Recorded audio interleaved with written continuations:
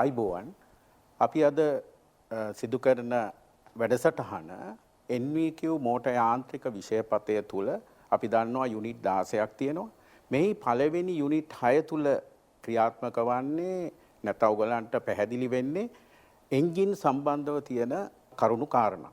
ඒකේ උදාහරණයක් විදිහට ගත්තොත් 6 වෙනි යුනිට් එක සම්පූර්ණ එන්ජිමක් අලුත් වැඩියා කිරීම. දැන් මෙන්න මේ ශිෂ්‍යයෙක් මේ සඳහා යොමු වෙනකොට සිද්ධ වෙනවා මූලික න්‍යායික දැනුමක් ඇතිව තමයි මේ යුනිට් එකට යොමු වන්න සිද්ධ වෙන්නේ.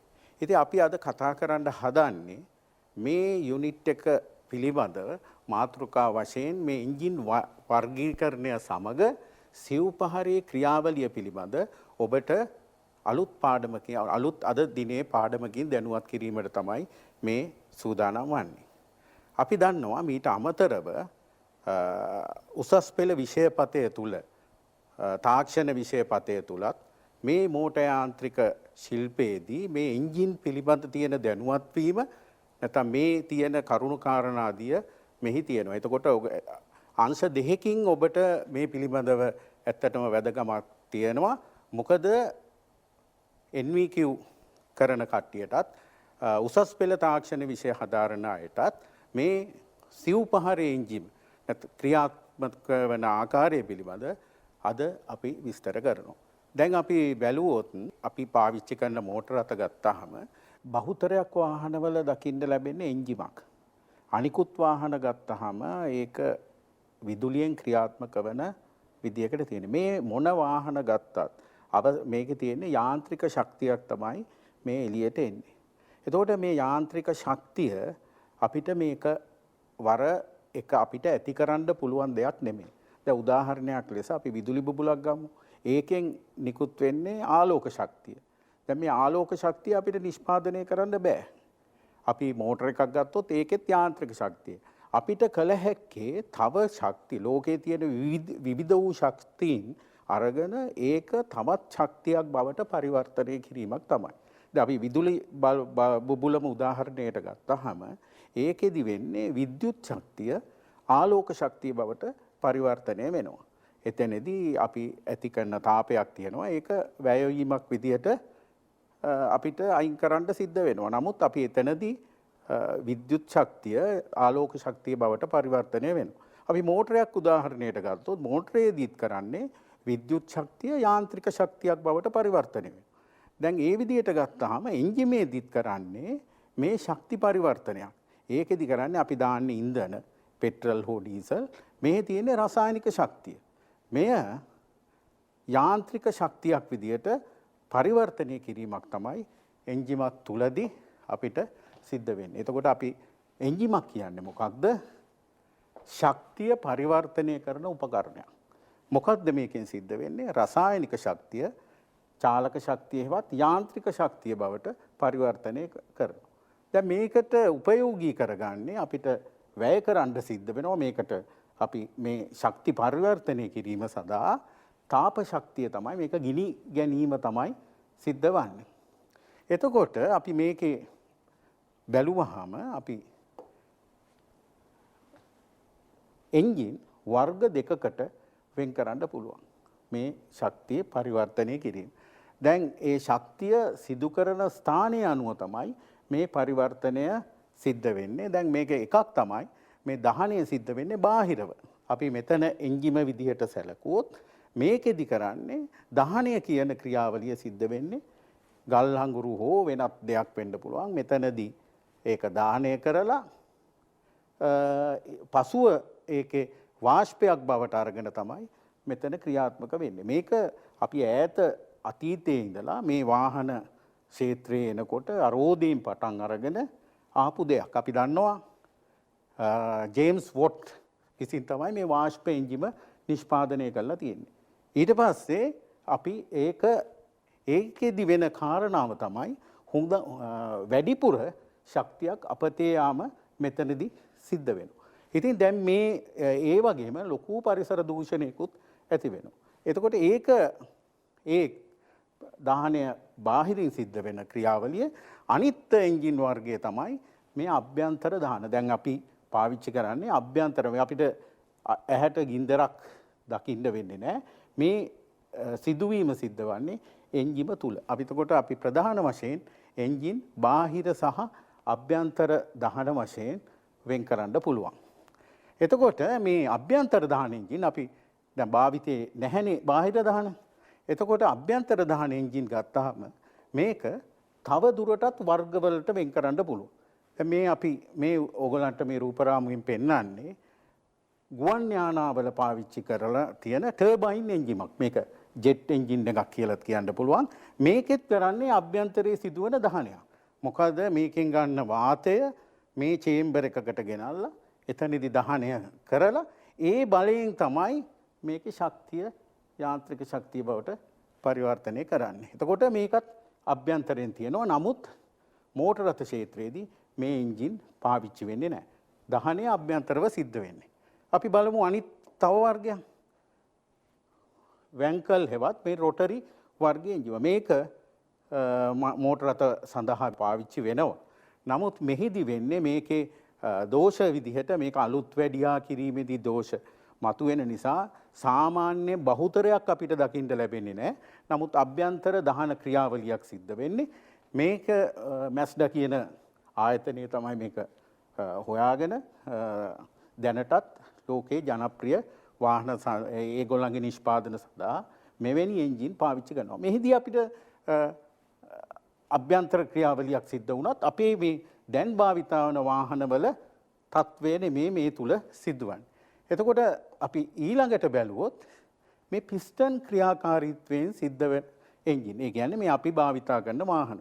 ඇත්තට කියනවා නම් අපි මේ ක්ෂේත්‍රය තුල අපි ඉදිරියේදී කතා කරන්න බලාපොරොත්තු වෙන්නේ මේ එන්ජින් වර්ගය. මේක පිස්ටන් ඇතුලේ ක්‍රියාත්මක කරලා මේ පිස්ටන් ඉහළ දහනයක් ඇති කරලා ඒ බලෙන් තමයි මේ එන්ජින් ක්‍රියාව. එතකොට අපි බැලුවොත් මේ වර්ග තුනම අපිට අභ්‍යන්තර දහන එන්ජින් ඉන්ටර්නල් කම්බක්ෂන් එන්ජින් විදිහට නම් කරන්න පුළුවන්. අපි මේ පිස්ටන් වර්ගයේ එන්ජින් තව දුරටත් අපි ඉස්සරහට ගෙනියනවා නම් ඒක විවිධ ආකාරයේ කොටස් වලට වෙන් කරන්න පුළුවන්. වර්ග කරන්න පුළුවන්. දැන් මෙතනදී ඕගොල්ලන්ට පේනවා අපි ඉන්ධන වර්ගය අනුව වර්ග කිරීමක් කරලා තියෙනවා. එතනදී ඩීසල් සහ පෙට්‍රල් තවත් ඉන්ධන භාවිතා වෙනවා. භූමි තෙල් වලින් දුවන එන්ජින් තියෙනවා, ගෑස් වලින් දුවන එන්ජින්. ප්‍රධාන වශයෙන් මෙතන අපි ඉන්ධන සේසලකන්නේ වැඩිපුර බහුතරයක් මෝටර රථවල පාවිච්චි වෙන්නේ මේ ඩීසල් සහ පෙට්‍රල් කියන ඉන්ධන වර්ග දෙක. දැන් මේ ඉන්ධන වර්ග දෙක භාවිතයෙන් අපිට තවත් වර්ගීකරණයට යන්න පුළුවන් ක්‍රියාකාරීත්වය අනුව දෙපහර සහ සිව්පහර වශයෙන්. අපි ඉදිරියේදී මේවා අපි අද මාතෘකාව විදිහට භාවිතා වෙන්නේ මේ සිව්පහර. ඊට අමතරව දෙපහරේ එන්ජින් කියන එක අපිට මේ වෙන් කරන්න පුළුවන්. දෙපාර සහ අපි බලමු ඉදිරියට යනකොට මෙන්න මේ ඉන්ධන වලින් ක්‍රියාත්මක එන්ජින් දැන් ඩීසල් එන්ජින් මේ එක විදිහකට ඒ කියන්නේ දහනය අනුවත් වර්ගීකරණයකට යන්න පුළුවන්. ඒ කියන්නේ දැන් ඩීසල් එන්ජිමක් ගත්තාම උදාහරණයකට මේකේ සිලින්ඩරය තුල වායුව සම්පීඩනය කරලා ඒකට ඩීසල් සැපයුවාම ඒ නිසා තමයි මේ දහනය කියන ගින්දර තාපයේ ඇතිවීම සිද්ධ වෙන්නේ. ඒක එක ඩීසල් එන්ජින් වලට විශේෂ උක්‍රමයක්. පෙට්‍රල් එන්ජිම ගත්තාම එහෙම දහනය කියන ක්‍රියාවලිය සිද්ධ වෙන්නේ නැහැ. ඒකදි වෙන්නේ පෙට්‍රල් වායු ඉන්ධන මිශ්‍රණයක් විදිහට අරගෙන අපි අනිත් පාඩම් වලදී මේ මිශ්‍රණය ගොඩනගින්න හැටි පැහැදිලි වෙයි. එතකොට මේ මිශ්‍රණය සම්පීඩනය කරලා බාහිරින් පුලිංගුවක් ලබා දීලා එයින් තමයි මේ දහන ක්‍රියාවලිය සිද්ධ වෙන්නේ. එතකොට මේ දහනය අනුවත් අපිට මේ එන්ජින් වර්ගීකරණය කරන්න පුළුවන්. තවත් ඉදිරියට ගියොත් තවත් වර්ගීකරණයකට ලක් වෙනවා. දැන් අපි තනි සිලින්ඩර් එන්ජිම නෙමේ මෙතන ඊට වැඩිය විශාල එන්ජින් වලට අපි මේ තනි සිලින්ඩරයක් පාවිච්චි කරන්න බෑ. උදාහරණයක් බර වාහන සඳහා කිසිසේත්ම මේ තනි සිලින්ඩර් එන්ජින් කුඩා වාහන සඳහා තමයි පාවිච්චි වෙන්නේ. බර වාහන සඳහා කිසිසේත්ම මේ තනි සිලින්ඩර් එන්ජින් පාවිච්චි වෙන්නේ නැහැ. ඒවැ බහු සිලින්ඩර් මල්ටි සිලින්ඩර් එන්ජින් තමයි දකින්න ලැබෙන්නේ. එතකොට මේ රූප රාමුවෙන් ඔයගොල්ලන්ට පේන්නේ සිලින්ඩර් 4ක් භාවිතයෙන් මේ සිලින්ඩර පේලියට පිහිටවල එන්ජින් එකක් ක්‍රියාත්මක වෙන ආකාරය. දැන් මේකෙදි සිලින්ඩර් 2 වෙන්න පුළුවන්, 3 වෙන්න පුළුවන්, 4 වෙන්න පුළුවන්. ඒ විදිහට 6, 8 දක්වා සාමාන්‍යයෙන් මේ ඉන්ලයින් නැත්නම් එකලි එන්ජින් අපිට දැක ගන්න පුළුවන්. අපි තවත් වර්ගයකට ගියොත් මේ තියෙන්නේ V type. මොකද අර එන්ජින් ගත්තොත් අර ඉන්ලයින් එන්ජින් දිගින් වැඩි වෙනවා.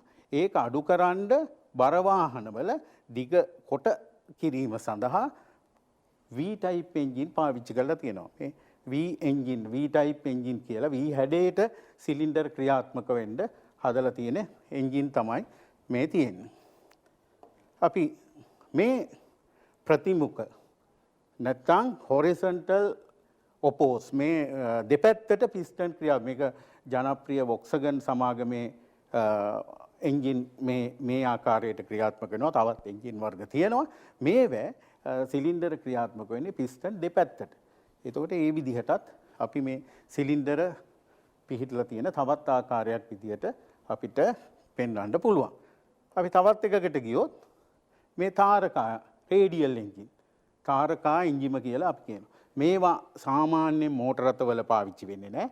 මේවත් අර ගුවන් යානාවල මුල් කාලේදී පාවිච්චි වුණා. දැනුත් පාවිච්චි වෙනවා. නමුත් බහුතරයක් දැන් අර මම මුලින් සඳහන් කරපු එන්ජින් වර්ගයට තමයි ගිහිලා තියෙන්නේ.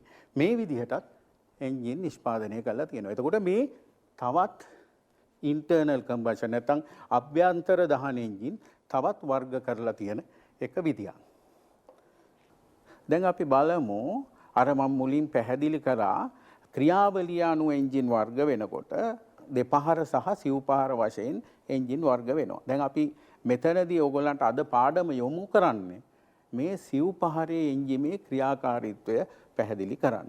එතකොට දැන් මේ තියෙන්නේ සිව්පහරේ එන්ජිමක අභ්‍යන්තර ප්‍රධාන කොටස් ටික තමයි මෙතනදී පෙන්වලා තියෙන්නේ. මම මෙතනදී මේ සියලුම කොටස් වලට යන්නේ නැතුව ප්‍රධාන කොටස් විදියට ගත්තොත් අපි මේකට කියනවා ක්‍රෑන්ක් ෂාෆ්ට් එක නැත්නම් අපි සිංහලෙන් කියනවා දඟර කඳ. එතකොට මේකේ පිස්ටන් එක තියෙනවා. පිස්ටන් අතෙන් තමයි මේ පිස්ටන් එකයි දඟර කඳයි සම්බන්ධ වෙලා තියෙන්නේ. එතකොට මේකේ සිලින්ඩර හිස අපි මෙතනදී අරගෙන ඒකේ ප්‍රධාන වශයෙන් මෙතන නම් කරලා තියෙනවා ඉන්ලට් වැල්ව් එක නැත්නම් චූසන වැල්වය සහ පිටාර වැල්වය කියන ඒ වැල් දෙකක් තියෙනවා. ඊළඟට මැදදී තියෙනවා පුලිඟු පේනුව හෙවත් ස්පාර්ක් ප්ලග් එක. දැන් මේ හැම එන්ජින් එකකම මේ විදිහටම නෙමෙයි තියෙන්නේ. දැන් නවීන වාහනවල ගත්තොත් එහෙම මේ වැල් දෙකකට සීමා වෙලා නැහැ. සමහර විට 3ක් වෙන්න පුළුවන්, සමහර විට 4ක් වෙන්න පුළුවන්. ඔයගොල්ලෝ දැකලා ඇති මෝටර රථවල පිටිපස්සේ ගහලා තියෙනවා 16 වැල්, 12 වැල්. ඒ කියන්නේ සිලින්ඩර් 4 එන්ජිමට ඊට වැඩි දෙකකට වැඩි සංඛ්‍යාවක් වැල් යෙදෙන අවස්ථා. අඩුම වශයෙන් මේ සිව්පහරේ ක්‍රියාවලියේදී වැල් දෙකක් පාවිච්චි වෙන්න ඕනේ. මේ අවම මූලික එන්ජිමක රූප සටහනක්. මෙතකොට මේ වැල් ක්‍රියා කරන මේකේ ඉන්ලට් සහ එක්සෝස් කියලා පිටාර සහ චූසන වශයෙන් වැල් දෙකක් අපිට දකින්න පුළුවන්. එතකොට මේ ක්‍රියාවලිය මේ මොකද වෙන්නේ මේ දඟර කඳ කැරක වෙනකොට අපි ඉස්සෙල්ලා රූප රාමුවට ගියොත් මේකෙදි වෙන්නේ මේ එන්ජිම ක්‍රියාත්මක වෙනවා කියන්නේ මේ දඟර කඳ කැරක වෙනකොට මේ පිස්ටනය ඉහළ සහ පහළ ගමන් කිරීමක් තමයි වෙන්නේ.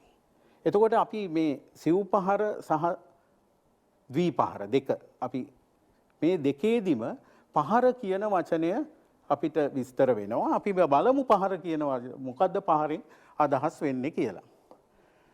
මේ තියෙන්නේ අපි මුලින් කිව්වා වගේ මේ එන්ජිම කරකැවෙනකොට පිස්ටන් එක ඉහළ සහ පහළ ගමන් කරනවා. අපි මේකට නම් කරලා තියෙනවා පහළට BDC කියලත් ඉහළට TDC කියලා. BDC යනුවෙන් අදහස් වෙන්නේ bottom dead center නැත්නම් යටි පිස්ටන් එකේ යටි සීමාව. එතකොට දඟර කඳ පල්ලෙහාට කැරකිලා තියෙනවා. එතකොට අනිත් එක තමයි පිස්ටන් එක උඩ සීමාව. ඒකට අපි කියනවා TDC නැත්නම් top dead center නැත්නම් මුදුන් සීමාව කියලා අපි මේකට නම් කරනවා. සාමාන්‍යයෙන් එන්ජිමක් කරකැවෙන්නේ දක්ෂිනාවර්තව දක්ෂිනාවර්තව තමයි වමට කැරකෙන එන්ජින් තියෙනවා. නමුත් වැඩි වශයෙන් ස්ටෑන්ඩඩ් එක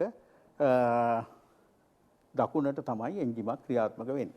එතකොට මේ පිස්ටන් එක ගමන් කරන්නේ ඉහළ TDC සහ BDC අතර. එතකොට මේ TDC සිට BDC දක්වා ගමන් කරන ගමන් මාර්ගයකදී දඟර කඳ අංශක 180ක් කරකැවෙනවා. ඒ කියන්නේ අපි තවත් පැහැදිලි කරලා කිව්වොත් මේක වට භාගයක් ක්‍රියාත්මක වෙනවා. අන්න ඒක තමයි මේ එක සමහර විට TDC ඉඳන් BDC එන්න පුළුවන්, BDC ඉඳන් TDC එන්න පුළුවන්. එතකොට මේ අවස්ථාව අපි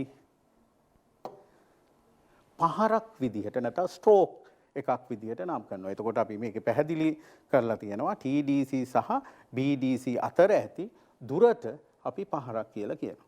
එතකොට මේක දඟර කඳින් සැරකුවොත් අංශක 180ක් හෙවත් වට භාගයක් දඟර කඳ මේ අවස්ථාවේදී කැරකෙනවා. ඊළඟට අපි මේ සිව් පහරේ ක්‍රියාවලියට ඔබව යොමු කරන්න හදන්නේ පළවෙනියෙන්ම මේ සිලින්ඩරය තුල අපි පටන් ගන්නෙ පිස්ටන් එක TDC සිට BDC ගමන් කරන අවස්ථාව තමයි පළවෙනි පහර. ඒවත් අපි මේකට ඉංග්‍රීසියෙන් කියලා තියෙනවා ඉන්ටේක්, සිංහලෙන් අපි කියනවා චූසන පහර විදියට. මෙහිදී සිද්ධ වෙන්නේ මේකේ අපි මේ යාන්ත්‍රික ක්‍රියාවලිය පසුවට අපි බලමු සිදුවන දේ මෙතන චූසන වෑල්ව ඇරිලා තියෙනවා, පිටාර වෑල්ව වැහිලා තියෙනවා. එතකොට මේ අවස්ථාවේදී පිස්ටන් එක TDC ඉඳන් BDC දක්වා ගමන් කරනකොට සිලින්ඩරයේ ඉහළ පරිමාව වැඩි වෙනවා. එතකොට අපි දන්නවා පරිමාව වැඩි වෙන අවස්ථාවේදී අපි ওই බයිසිකල් පොම්පයක් වුණත් උදාහරණයට ගන්න පුළුවන් පරිමාව වැඩි වෙනවා කියන්නේ වායුගෝල පීඩනයට වැඩිය ඒ තුල පීඩනය අඩුවීමක් සිද්ධ වෙනවා. ඒ හින්දා මොකද වෙන්නේ? පිට සිට පිටින් බාහිර අවට වාතයේ සිට අවට වායුගෝලයේ සිට වාතය මේකට ඇතුල් වෙනවා. දැන් මෙතනදී මම පොඩි දෙයක් තව පැහැදිලි කරන්නම්. දැන් පෙට්‍රල් එන්ජිමක නම් මේක මේ එන වාතය කාබියුරේටර් එකක් තුලින් තමයි ගමන් කරන්නේ. අපි ඉදිරි පාඩම් වලදී ඔයගලන්ට දැනගන්න පුළුවන් වෙයි මේ කාබියුරේටරේ තුලින් වාතය එන නිසා මොකද වෙන්නේ? ඒ වාතයත් සමග යම් කිසි අනුපාතයකට ඒක වෙනස් වෙනවා. නියම අනුපාතයක් තියෙනවා. එතකොට මේ යම් කිසි අනුපාතයකට අපි 15ට එක වාතය කොටස් 15කට ඉන්ධන කොටස් එකක් වශයෙන් ඒ තමයි නියම මිශ්‍රණ අනුපාතය. එතකොට මේ විදිහට එන්ජිම තුලට මේ වාතය ඇතුල් වෙනවා. එතකොට මොකද වෙන්නේ? පිස්ටන් එක TDC දක්වා සිට BDC දක්වා ගමන් කරනවා. මෙහිදී බලයක් නිපද වෙන්නේ නැහැ. අපි මේක අපි විසින් තමයි සමහර විට පන ගැන්නුම් මෝටරයක් ආධාර කරගෙන, සමහර විට අපි කික් පැඩල් එකක් ආධාර කරගෙන, දැන් ඔය සමහර විට ලණුවක් ඇදලා ඒ වගේ දෙයකින් තමයි මේ අවස්ථාව අපිට ගන්න වෙන්නේ. එන්ජිමෙන් මේකට බලයක් ඇති වෙන්නේ නැහැ. ඊළඟට අපි දෙවෙනි පහරට ගියොත් මේ තියෙන්නේ සම්පීඩන පහර. ඒවත් මේක අපි නම් කරලා තියෙනවා කම්ප්‍රෙෂන් ස්ට්‍රෝක් එක විදියට. දැන් මෙතනදි වෙන්නේ අර TDC ඉඳන් BDC දක්වා ඇතුළට ඇදගත්ත වායු ඉන්ධන මිශ්‍රණය නැවත පිස්ටන් එක BDCට TDC දක්වා ගමන් කරනකොට සම්පීඩනයකට ලක් වෙනවා. ඒ කියන්නේ සම්පීඩනය කියලා කියන්නේ පීඩනයකට ලක් වෙනවා. මොකද මේ ලක් වෙන්න හේතු වෙන්නේ අර චූසන වෑල්ව මේ අවස්ථාවේදී වැහිලා තියෙන නිසා තමයි මේක මේ අවස්ථාවට ලක් වෙන්නේ.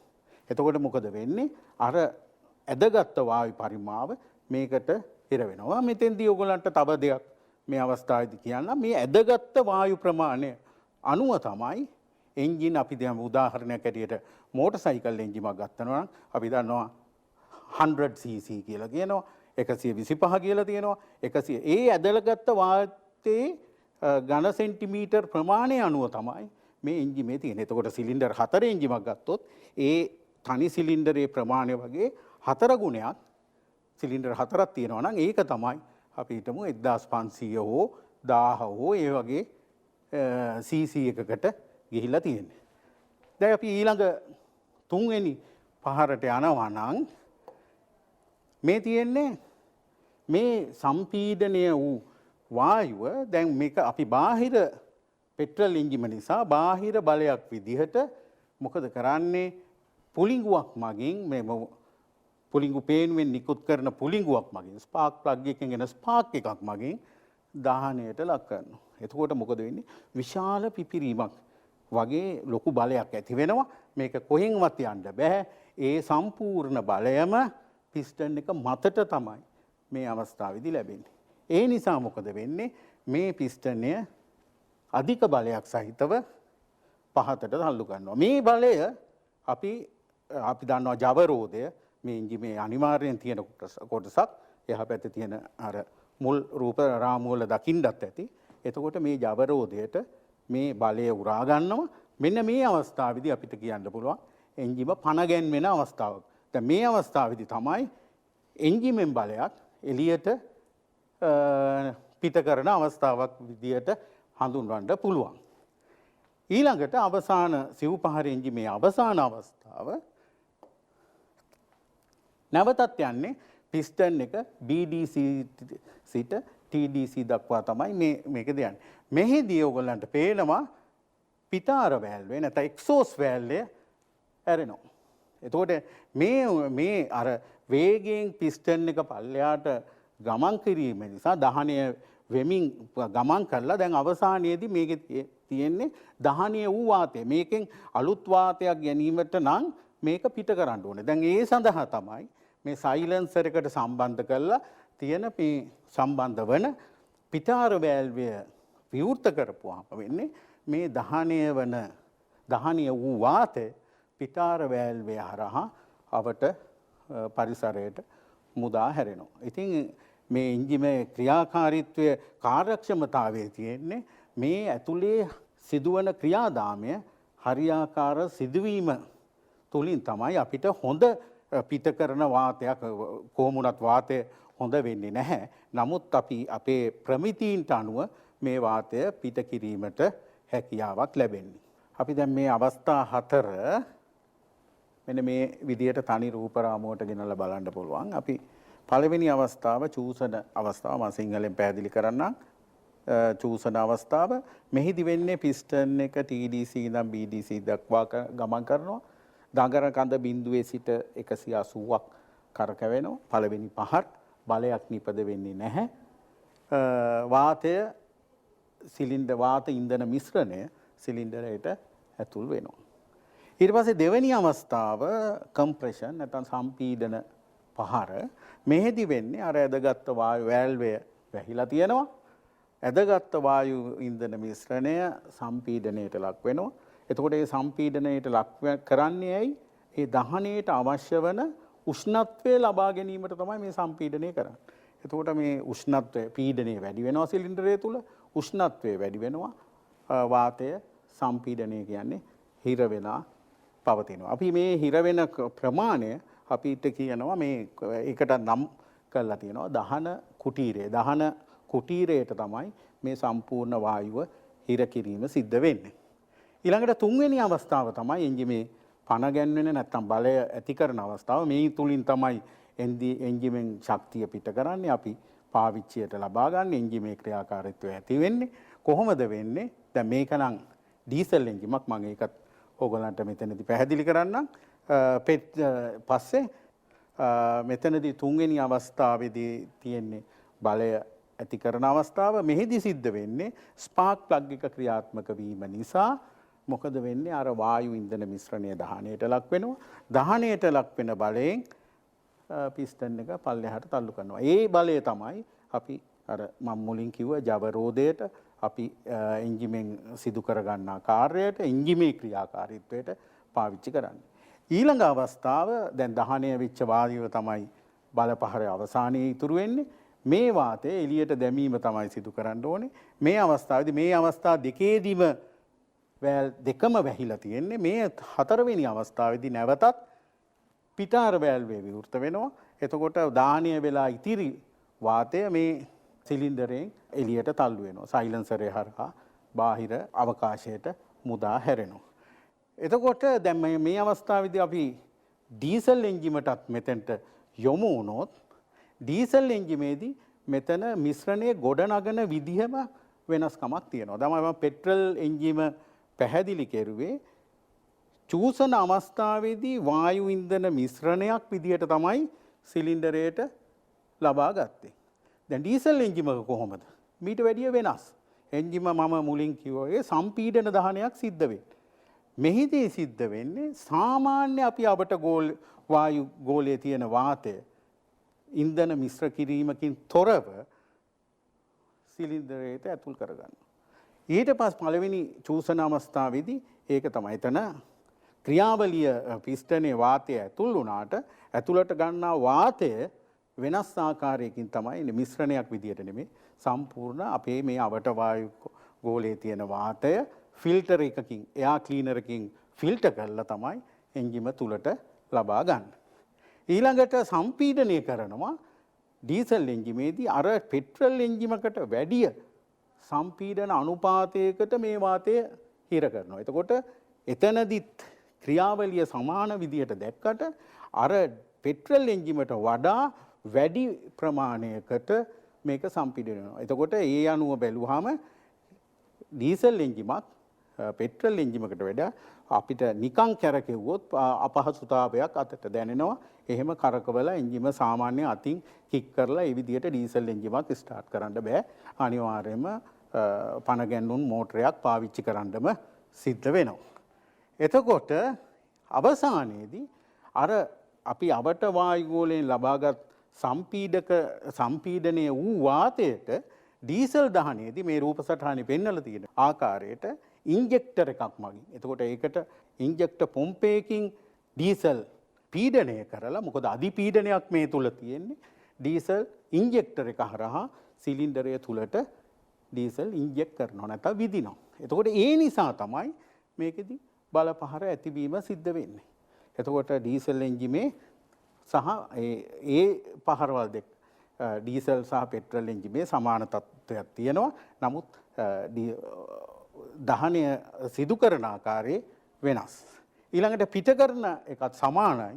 මොකද එක්සෝස් පෑල් එක විවෘත වෙලා වාතය පිටට තල්ලු වෙනවා. ඊළඟට අපි බලමු මේ එන්ජිමේ මේ සිලින්ඩර පහර 4 කොහොමද සිද්ධ වෙන්නේ කියන එකත්. ඒක අපි එන්ජිමක් අලුත් වැඩියාවද මම මුලින් කිව්වා වගේ අපි සම්පූර්ණ එන්ජිමක් අලුත් වැඩියාවේදී මේ මොන කොටස්ද අපි පරීක්ෂාවට ලක් කරන්නේ ඒවා කොහොමද ඒවැ ක්‍රියාකාරීත්වයන් සිද්ධ වෙන්නේ කියන එක අපි වෙනම අපි බලමු මේ අවස්ථාවේදී. අපි මේ විදිහට ගත්තාම අපි එන්ජිම මෙන්න මේ විදිහේ ක්‍රියාකාරීත්වයක් අපිට දැනගන්න පුළුවන්. දැන් මේකේ වෑල් දෙක ගත්තොත් මේ තියෙන්නේ එහා පැත්තේ චූසන වෑල්ව, මේ තියෙන්නේ කාබියුරේටර් එයාර් ක්ලීනර් එක හරහා වාතය ඇදෙනවා.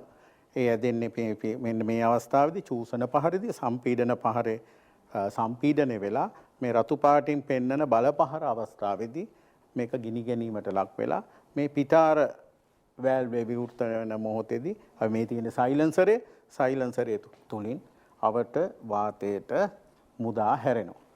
දැන් මේකෙදී අපි මේ වෑල් ක්‍රියාකාරීත්වය මම මුලින් පැහැදිලි කළ චූසන සහ පිටාර වෑල්ව ක්‍රියාත්මක වීම තමයි අපි ඊළඟට වැදගත් වෙන්නේ. අපි මේවා එන්ජිමක් අලුත් වැඩියාවේදී මේවා හරියට මේ පිස්ටන් ගමන අනුව වෑල් ක්‍රියාකාරීත්වය සුළු හෝ වෙනසක් වුණොත් නිවැරදි ක්‍රියාකාරීත්වයක් එන්ජිමෙන් සිද්ධ වෙන්නේ නැහැ. යම් දෝෂ ඇති වෙන්න පුළුවන්. එතකොට මේකෙදී අපි මේ අවස්ථාව අපි මුල් රූප රාමුවට ගියොත් මෙතනදී අපි දන්නවා මේ ඕගොල්ලන්ට මේ පැහැදිලි කෙරුවේ පිටාර පහර. පිටාර පහරට පස්සේ ආයි නැවතත් මේ චූසන පහරට මාරු වෙනවා. දැන් මේ පිටාර පහර මොහොත බැලුවොත් මේ අවස්ථාවේදී තියෙන්නේ පිටාර වෑල්වේ විවෘත වෙලා ඊට පස්සේ පහරේදී නැවත පිටාර වෑල්වේ වැහිලා ඒ අවස්ථාවේදී චූසන වෑල්වය විවෘත වෙනවා. මෙන්න මේ මොහොත මේ වෑල් දෙක මාරු වෙන අවස්ථාව. පිටාර වෑල්වේ වැසීම ඒකම චූසන වෑල්වේ ඇරීම. ඒක හරියටම පිස්ටන් එක මුදුන් සීමාවට පැමිණෙන විටදී තමයි සිද්ධ වෙන්නේ. අපි ඒකට නම් කරනවා උපරිපතනය හෙවත් ඕවර්ලැප් අවස්ථාව කියලා. මේක හරීම වැදගත් අවස්ථාවක් මේ එන්ජින් අලුත් වැඩියාවේදී අපි ටයිමින් තියනකොට මුහුර්තනය සකස් කරනකොට වැදගත් අවස්ථාවක් තමයි මේ උපරිපතනය කියන අවස්ථාව. වැල් මූර්තන සටහන තමයි මම මේ ගෙනල්ලා තියෙන්නේ. අපි දැනගත්තා මේ සිව්පහරේ ක්‍රියාවලිය චූසන, සම්පීඩන, බල, පිටාර 180 ඒ කියන්නේ වට භාගයේ 4යි. එතකොට පහරවල් 4යි. පහරවල් 4ක එහෙවත් අංශක 720කදී තමයි සිද්ධ වෙන්නේ. එතකොට මේ 720 මම ඕගොල්ලන්ගේ මේ රූප ගෙනල්ලා තියෙනවා මූර්තන සටහනට. අපිට පුළුවන් වෙන්න ඕනේ ඕගොල්ලන්ගේ විභාගවලදී මේ තනියම ඕගොල්ලන්ට ක්‍රියාකාරකමක් ලෙස ඇඳීමේ හැකියාව පවා තියෙන්න ඕනේ. අපි මේකෙදි මේ රේඛාවෙන් ඉහත පැත්ත TDC ලෙසත් රේඛාවෙන් පල්ලෙහා BD ලෙස පෙන්눔 කරලා තියෙනවා. පළවෙනියෙන්ම චූසන පහරේදී වෙන්නේ පිස්ටන් එක TDC සිට PDC දක්වා ඉහත සිට පහතටනේ ගමන් කරන්නේ. මෙන්න මෙතනින් තමයි ස්ටාර්ට් එක එන්නේ. මෙතන සිට මේකේ පල්ලෙහාට පිස්ටන් එක ගමන් කරනවා. දඟර කඳ මෙන්න මේ වටභාගී කැරකෙනවා. එතකොට මෙන්න මෙතන ඉඳලා තමයි සම්පීඩන පහර ක්‍රියාත්මක වෙන්නේ මෙන්න මෙතෙන්. එතකොට මෙතන මේ රතු පාටින් අපි දන්නවා අපි දැක්කා මේ බල පහර ක්‍රියාත්මක වෙන අවස්ථාව. එතකොට මෙතෙන්ට එනකන් ඒක BDC දක්වා ගමන් කරනවා. BDC වලදී ආයි නැවත පිස්ටන් එක ඉහළට ගමන් කරන අවස්ථාවේදී දැවුණු වාතය එළියට පිට වෙලා අපි පිටාර වායුව බාහිර ලෝකයට ගමන් කරනවා. එතකොට මේ අවස්ථා හතරේදී මේ වැල් ක්‍රියාකාරීත්වය කොහොමද සිද්ධ වෙන්නේ? නියම අංශකයට කොහොමද සිද්ධ වෙන්නේ කියන එක උදාහරණයක් සහිතව මේක සුළු සුළු වෙනස්කම් සමහරව එන්ජින් වලදී වෙනවා. සමහර එන්ජින් දැන් නවීන එන්ජින් නිෂ්පාදනය කරලා තියෙනවා. ධාවනය වෙන විටම මුහුර්තනය වෙනස් වෙන විදියටත් දැන් නවීන එන්ජින් නිෂ්පාදනය කරලා තියෙනවා. අපි බලමු කොහොමද කියලා. ඇත්තටම මෙන්න මේ රේඛාවෙන් ඕගොල්ලන්ට පෙන්නලා තියෙන්නේ අපි චූසන පහර TDC වලදී පටන් ගත්තත් අපි කිව්ව චූසන වාර TDC සිට BDC දක්වා ගමන් කළත් චූසන වැල්වේ අපි පැහැදිලි වුණේ ඒ අවස්ථාවේදී විවෘත වෙනවා. මේ චූසන වැල්වේ විවෘත වුණේ TDC වලට ඉස්සෙල්ලා තමයි. ඒ කියන්නේ ඇත්තටම කියනවා නම් TDC වලට ඉස්සෙල්ලා කියන්නේ චූසන පහරට පෙර පහර නැත්නම් පිටාර පහරදී තමයි මේ ඉන්ලට් වැල් විවෘත වීම සිද්ධ වෙලා තියෙන්නේ. මෙන්න මේ රේඛාවෙන් දෙනවා. අංශක 15කට පෙර TDC වලට අංශක 15කට පෙර තමයි චූසන වැල්වේ විවෘත වෙලා මේක මේ අංශක 15යි මෙතන 180ක් ගිහිල්ලා නැවත අංශක 30කට පසුව තමයි ඉන්ලට් වැල් එක වැසීම සිද්ධ වෙලා තියෙන්නේ. ඇත්තටම අපි ඉස්සෙල්ලා පැහැදිලි කරගත්තත් සම්පීඩන පහර යටි සීමාවේ පටන් ගත්තයි කියලා සම්පීඩනය වීම වෙන්නේ යටි සීමාවේ සිට අංශක 30කට පසුව තමයි සිද්ධ වෙන්නේ. එතකොට මෙන්න මේ තියෙන්නේ ඔන්න සම්පීඩනය වෙනවා. සම්පීඩන වෙලා මේ රේඛාවේ මෙන්න මෙතන මේ හරි මෙතෙන්ට TDC දක්වා ගමන් කරනකොට මේකෙදී අංශක මෙතන මේක ඇවිල්ලා ඩීසල් එන්ජිමක රූප සටහනක් මෙතන තියෙන්නේ. මෙන්න මේ අවස්ථාවේදී තමයි ඩීසල් විදීම සිද්ධ කරලා තියෙන්නේ. නැත්නම් මේක පෙට්‍රල් එන්ජිමක නම් මේ අංශක 35ක් දක්වා එහාට යන්නේ නැහැ. අංශක 5කදී 7කදී මෙන්න මේ වගේ ස්ථානයකදී තමයි ස්පාර්ක් ප්ලග් එක ක්‍රියාත්මක වෙන්නේ. ඒ කියන්නේ පිස්ටන් එකේ TDC වලට එන්න සුළු මොහොතකට අංශක 5කට පෙර තමයි ස්පාර්ක් ප්ලග් එක ක්‍රියාත්මක වෙන්නේ. මොකද මේකේ අවශ්‍යතාවය තියෙන්නේ මේ දහනයටත් යම්කිසි කාල සීමාවක් යනවා. දහනය ඇති කරලා බලය ලබා දීමට. එතකොට මේ කාල සීමාව ලබා ගැනීමට තමයි ස්පාර්ක් එක අංශක කීපයකට ඉස්සලා මේ රූප සටහනේදී ඒක සඳහන් වෙලා නැහැ. ස්පාර්ක් එක දෙන්නේ මේකේ නම් ඉග්නේෂන් ඉන්ජෙක්ටර් එකකින් ඩීසල් විදීම සිද්ධ වෙලා තියෙනවා අංශක 35කට පෙර. ඊට පස්සේ මේ කාලය තුල ලැහැත්ති වෙලා බලය ලබා දීමට ලැහැත්ති වෙලා බලය ලැබීම මෙන්න මෙතන සිට තමයි බලපහරේ ක්‍රියාවලිය සිද්ධ වෙලා තියෙන්නේ. එතකොට මෙතනදී තවත් ඕගලන්ට යමක් පැහැදිලි කරන්න ඕනේ. සමහර විට එන්ජිම අධික වේගයෙන් ක්‍රියාත්මක වෙන අවස්ථාවේදී අධික වේගයෙන් ක්‍රියාත්මක අවස්ථාවේදී මේ අංශක 7 හෝ 5 හෝ ඒ ප්‍රමාණය ප්‍රමාණවත් වන්නේ නැහැ. ඒ හින්දා ඒ අවස්ථාවේදී එන්ජින් වේගය වැඩි වෙන අවස්ථාවේදී මේ ඉග්නිෂන් පොයින්ට් එක before TDC අංශකය, ඒ කියන්නේ ස්පාර්ක් එක ලබා දෙන අංශකය BTDC කියලා අපි ඒකට කියන්නේ. ඒක සමහර විට ඔටෝමැටිකලි වෙනස් වෙන විදියට තමයි හදලා තියෙන්නේ. ඒක ඩිස්ට්‍රිබියුටරේ තුල යම්කිසි යාන්ත්‍රණයක් හදලා තියෙනවා ස්වයංක්‍රීයව මේ පොයින්ට් එක වෙනස් වෙන විදියට. එතකොට අපි ඒක ඉදිරි පාඩම් වලදී ඔයගලන්ට දැනගන්න හම්බ වෙයි. අපි ඊට පස්සේ දැන් මේ පිස්ටන් එක පල්ලෙහාට බලපහරදී ගිහිල්ලා මේ අවස්ථාවේදී අන්තිම ඒ කියන්නේ බලපහරේ ගිහිල්ලා අවසාන වෙනකොට ඒකට හැකියාව ඒන වාතයට වායු ඉන්ධන මිශ්‍රණයට හැකියාවක් නැහැ තව දුරටත් පිස්ටනය තල්ලු කිරීමට. ඒ මොහොතේදී අපිට ඊට වැඩිය ඵලදායි මේ BDC වලට නැත්නම් යටි සීමාවට එන්න අංශක 50කට රූප සටහනේ අනුව අංශකට 50කට පෙර එක්සෝස් වෑල් එක විවෘත කිරීම තමයි මෙතෙන්දී සිද්ධ කළා. එතකොට බලපහරේ අවසානයේදී මෙන්න මේ හරියේදී එක්සෝස් වාතය සයිලන්සරෙන් පිට වෙනවා. එතකොට මේ ටිකේදී පිට වෙලා පිස්ටන් එකට වාතයේ ඉතුරු වාතයේ කොටස තමයි මෙතනදී මේ තල්ලු වෙන්නේ. එතකොට මේ අවස්ථාවේදී මෙන්න මෙතන මේ අංශක 50 සහ මෙන්න මේ අංශක 20 සහ මෙතන 180 යන අංශක 50 ධන 180 ධන අංශක 20 මෙන්න මේ අංශක ප්‍රමාණය තමයි පිටාර වෑල්වය විවෘතව තියෙන්නේ. එතකොට පිටාර වෑල්වේ යන අවස්ථාවේදී පිටාර වෑල්වේ වාතය එළියට යන අවස්ථාවේදී අංශක 15කට පෙරදී චූසන වෑල්වේ විවෘත වෙනවා. එතකොට මෙන්න මේ මොහොත සැලකුවොත් මෙන්න මේ මොහොත මේ ඊතලයෙන් පෙන්නන මේ මොහොත සැලකුවොත් වෑල් උපරිපතනේ නැත්තම් ඕවර්ලැප් කියලා කියනවා.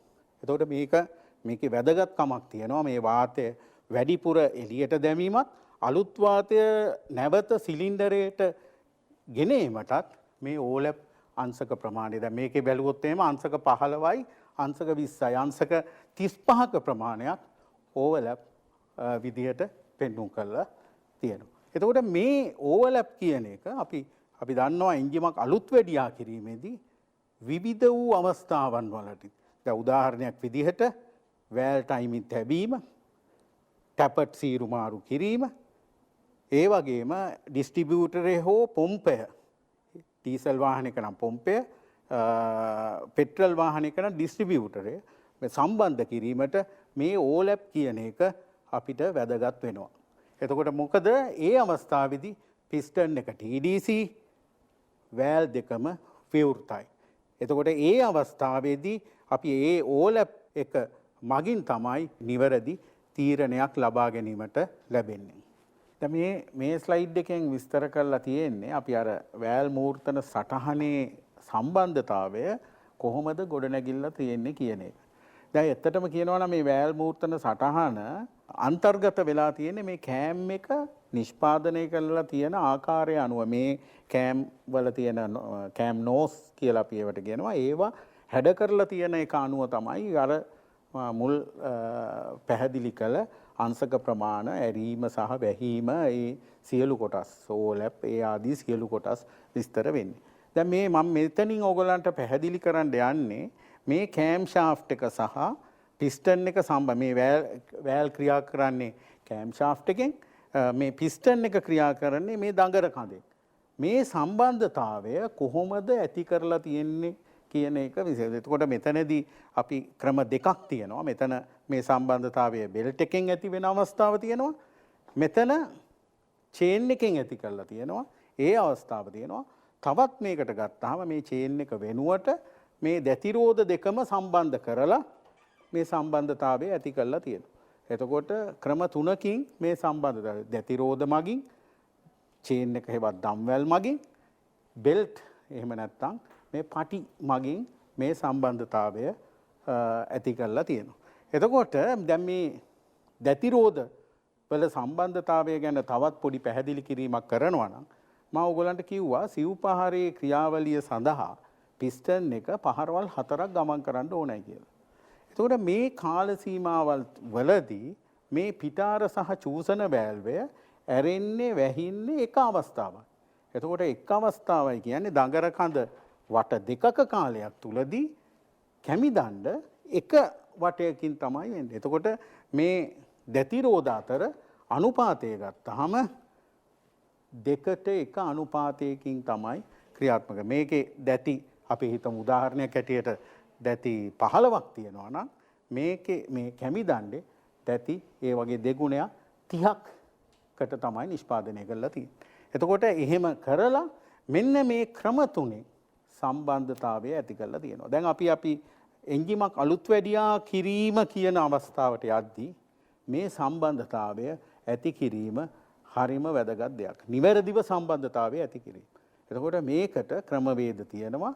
අපි ඒ ක්‍රමවේද පාවිච්චි කරමින් ඒ කියන්නේ මම මේක සරලව මෙතෙන්දි පැහැදිලි කරනවා නම් පිස්ටන් එක TDC වලට ගෙනල්ලා වැල් දෙක උපරිපතන අවස්ථාවට ගෙනල්ලා තමයි සම්බන්ධතාවය ඇති කරන්නේ. ඉතින් නිෂ්පාදකයන් විසින් මේ සම්බන්ධතාවය ඇති කිරීම සඳහා අපිට සලකුණු යොදලා ලේසි කරලා තියෙනවා. හරිම විදිහ ඒ සලකුණු භාවිතා කිරීම තමයි. නමුත් මේ ක්‍රම දෙකටම මේක විස්තර කරන්න පුළුවන්. එතකොට මේ අවස්ථාවේදී පැහැදිලි කෙරුවේ කැමිදණ්ඩ සහ දඟර කඳ අතර ඇති සම්බන්ධතාවය තමයි පෙන්වුම් කළේ. දැන් මේ ඩීසල් එන්ජිමක් වැඩ කරන හැටි තමයි මෙතනදී පෙන්වලා තියෙන්නේ. දැන් මේ ඩීසල් එන්ජිමේදී මේ සම්බන්ධතාවය අණුව ක්‍රියාත්මක වෙනවා. මේකේ කැමිදණ්ඩ ඔයගොල්ලන්ට පැහැදිලි කරලා නැහැ. මෙතනදී ඩීසල් එන්ජිම නිසා මේ ඉන්ජෙක්ටර් එකෙන් ක්‍රියාත්මක කරන ඩීසල් විදීමත් අර කියන අවස්ථාවන් වලට ගැළපෙන විදියට තමයි බලපහර ඇති කිරීමට නියම මූර්තනයේ තැබීමකින් තමයි සිද්ධ වෙන්නේ. එතකොට ඒකටත් අපි ප්‍රායෝගික පුහුණුවේදී දැනගන්න වෙනවා ඕලැප් එක ආශ්‍රය කරගෙන මේ පොම්පේ මූර්තනය සකස් කිරීමත් මෙතනදී අපි සිදු කරන්න ඕන. එතකොට මේ අපි මේකෙදික වෙන්නේ අර රූප සටහන් වගේමයි ඩීසල් විදීම අණුව මේ ඩීසල් එන්ජිමක ක්‍රියාකාරීත්වය ඇතිවන ආකාරය තමයි මෙතනදී පෙන්වලා තියෙන්නේ. මම මුලින්ම ඔයගොල්ලන්ට පැහැදිලි කරා කුඩා වාහනවල තමයි තනි සිලින්ඩර් එන්ජින් පාවිච්චි කරලා තියෙන්නේ. එතකොට මේ ගෙනල්ලා තියෙන්නේ දැන් මේකෙදී අපි ගත්තොත් අපි පෙර රූප සටහනට ගෙනොත් මේ තනි පිස්ටන් එකක එන්ජිම. දැන් මේක පාවිච්චි කරන්න පුළුවන් කුඩා වාහනයකට පමණයි.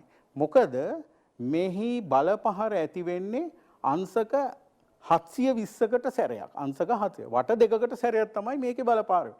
එතකොට මේක ලොකු එන්ජිමකට වුණොත් මේකේ බලය මදිවීමක් අපිට වෙනවා. මේක නැති කරන්න මේ අංශක 720 අඩු කර ගැනීමට උපක්‍රමයක් විදිහට තමයි අර අපි ඉදිරියේදී දකින බහු සිලින්ඩර් එන්ජින් නිෂ්පාදනය කරලා තියෙන්නේ. අපි මුලින් දැක්ක විදිහට අපි සාමාන්‍යයෙන් ඉන්ලයින් සිලින්ඩර් 2 එන්ජින් තියෙනවා, 3 එන්ජින් තියෙනවා, 4 එන්ජින් තියෙනවා, 5 එන්ජින්, 6 එන්ජින්, 8 එන්ජින් දක්වා බහු සිලින්ඩර් එන්ජිම දැක ගන්න පුළුවන්.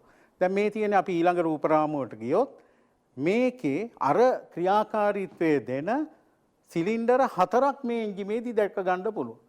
දැන් මේකෙදි කියන්න ඕන දෙයක් තමයි මේ සිලින්ඩර වල අපි දකිනවා මේ බලපහර තමයි මේ රතු අවස්ථාවෙන් විස්තර වෙන්නේ. මේ රතු අවස්ථාව දැන් මේ සිලින්ඩර් දෙකක් එකටම ක්‍රියාත්මක වෙනවා.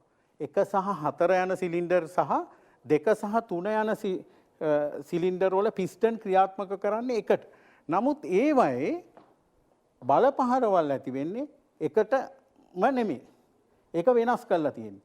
එහි අරමුණ තමයි අර වට දෙකකදී සිදුවන ක්‍රියාවලිය සිලින්ඩර් 4 එන්ජිම තුල 4ට බෙදලා කරලා තියෙන නිර්මාණයක් විදියට තමයි මේ විදියට කරන්නේ. එතකොට සිලින්ඩර් දෙකක අපි ගත්තොත් වටෙන් වටේට බලපහර ඇති වෙනවා. මොකද වට දෙකකදී එක සිලින්ඩරයක් බලපහරට ඇති වුණත් ඊළඟ අවස්ථාවේදී ඊළඟ වටේදී අනිත් සිලින්ඩරය බලපහරට පත් වෙනවා. එතකොට වටෙන් වටේ එන්ජිම තුල හැම වටේකදීම බලපහරක් ඇති වෙනවා.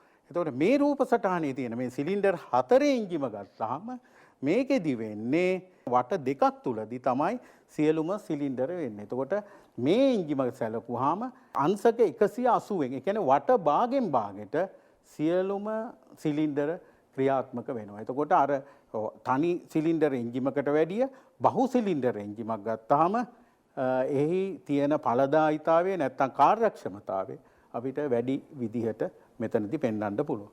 දැන් මෙතෙන්දී අපි විස්තර කරන්න හදන්නේ ඔබ ඒ දැක්ක එන්ජිමේ ක්‍රියාකාරීත්වය තුලදී ඒ සිලින්ඩර වල ඇතුළතින් කොයි විදිහේ තත්වයන්ද ඇති වෙන්නේ කියන මේකට අපි කියනවා ජ්වලන සටහන කියන එක. ෆයරින් ඕඩර් එකකට අනුව මේ සටහනක් ඇඳීමේ හැකියාව ඔබට තියෙන්න ඕන. දැන් මම මෙතනදී තව දෙයක් ඔබට පැහැදිලි කරන්න ඕනේ.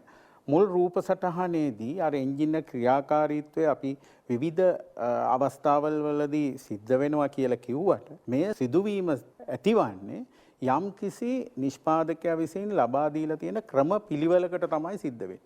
අපි ඒකට කියනවා ජ්වලන අනුපිළිවෙල කියලා. එතකොට විවිධ නිෂ්පාදකීන් ඒ එන්ජින් සඳහා වෙනත් ජ්වලන අනුපිළිවෙලවල් අපිට දැන් ඉස්සෙල්ලා රූප සටහන ගත්තොත් ඒකේ තිබුණේ 1 3 4 2. ඒක තමයි සාමාන්‍යයෙන් මේ සිලින්ඩර් 4ක එන්ජින් සඳහා බහුල වශයෙන් භාවිතා වෙන ජ්වලන අනුපිළිවෙල ෆයරින් ඕඩර් එක.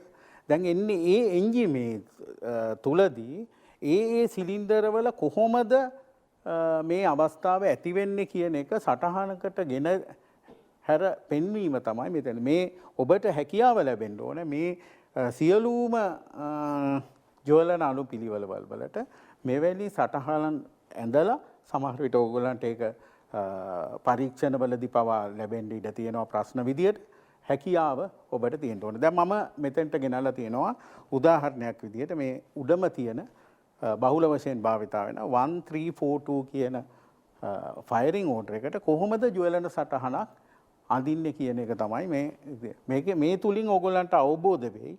දැන් එන්ජිම වට දෙකකදී කොහොමද ඒ සිලින්ඩර වල ක්‍රියාකාරීත්වය ඇති වෙන්නේ. දැන් උදාහරණයක් හැටියට මේකේ මේ පැති දෙකක් පෙන්වලා තියෙනවා. මෙතනදී තියෙන්නේ මේ සිලින්ඩර සිලින්ඩර පළවෙනි සිලින්ඩරය, දෙවෙනි සිලින්ඩරය, තුන්වෙනි සිලින්ඩරය, සිලින්ඩර 4 එන්ජිමක්. එතකොට මේ පැත්තට තියෙනවා ක්‍රෑන්ක් එකේ නැත්නම් දඟර කඳේ අංශක ඒ කියන්නේ වට දෙක අංශක 720 පහරෙන් පහරට වෙන් කරලා බෙදලා තියෙනවා. දැන් එතකොට මේ පේලිය මෙන්න මේ කොටුව තුල බිඳුවේ සිට 180ක් දක්වා දඟර කඳ කැරකෙනකොටත් මේ කොටුවේ 180 සිට 360 දක්වා. ඒ කියන්නේ එක් වටයක් මෙන්න මෙතන මේ රේඛාවෙන් පෙන්눔 කරන්නේ.